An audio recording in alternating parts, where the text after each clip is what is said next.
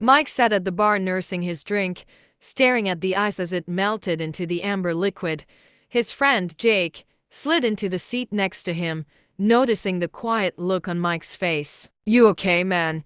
Jake asked, signaling to the bartender for a beer. Mike sighed.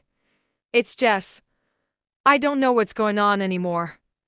We argue about the smallest things, and it feels like, I don't know, like we're drifting." Jake nodded, taking a sip of his drink. "You want some advice?" Mike hesitated. Part of him wanted to vent, but another part of him knew Jake had been in a solid relationship for years. Maybe he had something useful to say.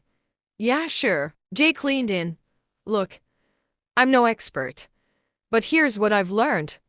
First thing, listen. And I mean really listen.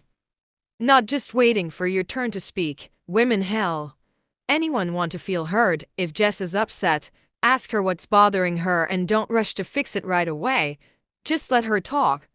Most of the time, they just want to know you're paying attention." Mike nodded, thinking about the last argument he had with Jess. He realized that most of the time, he was so focused on defending himself or trying to come up with solutions, he barely listened to what she was really saying. "And second," Jake continued, "don't let the little things slide.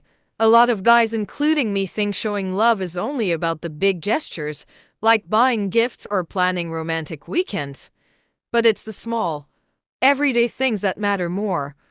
Text her during the day just to check in. Help out around the house without being asked. Make her feel like a priority in your life, even when things are busy." Mike leaned back, reflecting on how distant he'd been lately. Work had been stressful, and he often came home exhausted, barely engaging with Jess beyond the usual "how was your day?" routine. Jake smiled, seeing the wheels turning in Mike's head. "And one more thing. Be vulnerable. I know it's not easy for us guys to open up, but if you're feeling stressed, or if something's bothering you, tell her. Don't bottle it up. She'll appreciate you trusting her enough to share what's going on inside. It makes her feel closer to you." Mike sighed again, this time with a sense of clarity.